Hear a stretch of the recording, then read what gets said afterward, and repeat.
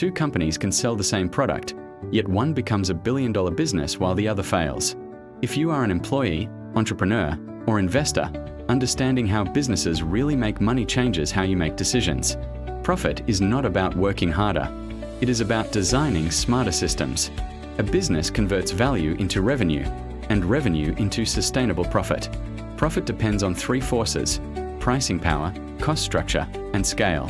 Sales alone do not guarantee success. Professionals focus on margins. Imagine two coffee companies selling the same product.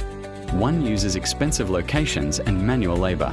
The other leverages automation, bulk purchasing, and subscriptions. The product is identical, but the business model is not. Revenue alone is not profit. Controlling costs while scaling value is key. Most businesses fail by confusing revenue with profit, growing costs faster than value, and scaling too early. Growth without margin is delayed failure. Businesses succeed by designing systems that protect margins, optimize costs, and scale efficiently.